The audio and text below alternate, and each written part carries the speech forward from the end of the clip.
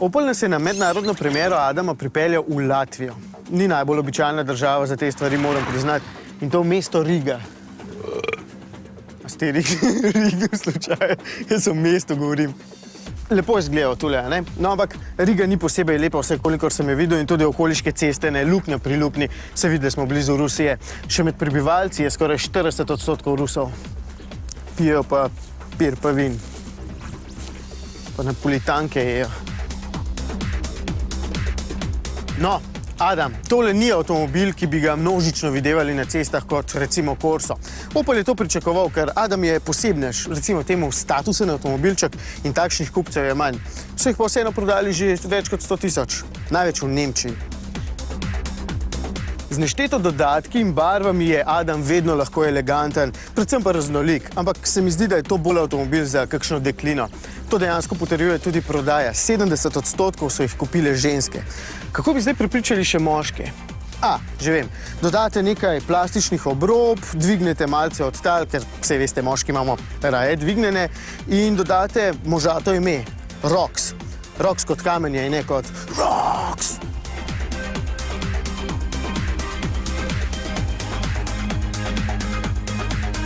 No, tole ni nič terensko, čeprav ima plastične zaščite celo spodaj in je 1,5 cm bolj oddaljen od tal.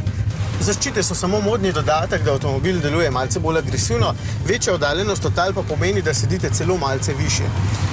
Je pa pogon tule še vedno samo spredaj in teh 18 je čisto preveč hoda, da bi se vozil po kamenju. Znotraj je osnova enaka tisti običajnem Adamu, je pa vse skupaj bolj bogato. Tole napa usnje je enako kot v Kaskadi, tale ogromna platnena streha, ki se odpre ali pa zapre v 5 sekundah, pa mi lepo postreže s sončnimi žarki. Prav fino se počutim, če sem čisto pošten.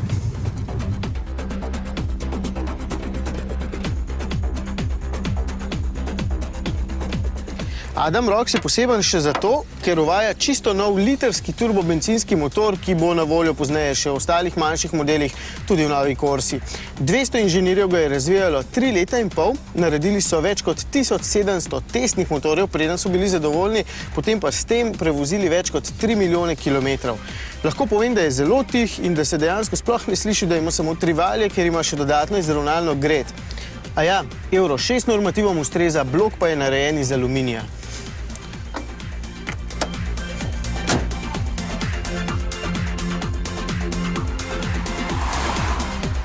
Motor je na voljo v 2 variantah, tale je močnejši s 85 kW, 115 konji. Tehnikalije pravijo, da tak Adam do stotice pospeši v manj kot 10 sekundah in da gre skoraj 200 km/h. Glede na to, da so omejitve v Latviji še na avtocesti samo 110 km/h, tega res nisem preizkusil, lahko pa povem, da je živahen, dovolj hiter, paše v ta avto. Porabo imam okrog 7 litrov in menjalnik ima 6 prestav. Opel izboljšuje še svoj infotainment sistem, pri katerem se lahko preko pametnega telefona z njim povežete. Imate navigacijo kar na telefonu in se potem prikazuje preko tega zaslona. No, na voljo so še druge aplikacije, lahko pa povem, da navigacija deluje zgolj povprečno dobro. Zlasti v mestih, v križiščih se slika obrne bistveno prepočasi, ampak izgubil se še nisem. Pa če se vrnem k motorju, če vam ta ni všeč, lahko izbirate še med 4, ki so itak pri Adamu že od nekdaj v ponudbi.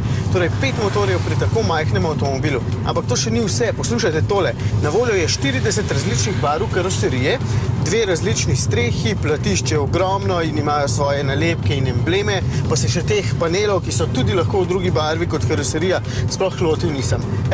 Kaj nakladam, vam bom pokazal. Kada?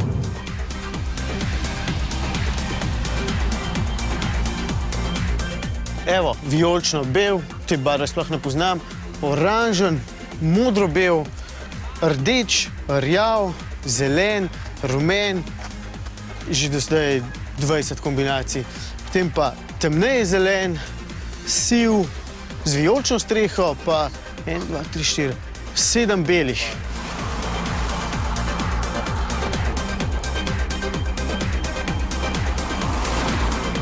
Evo ga, še eden. Takšen Adam Rox je od navadnega Adama, če mu sploh lahko rečem navadni, seveda dražji, nimam pa še cene, ker k nam pride naslednje leto, zato ne vem točno koliko. Meni deluje malce bolj resno in kljub dodatni oddaljenosti od tal se pelje povsem enako in je dobra alternativa za tiste, ki hočete malce bolj resnega Adama. Za Adame.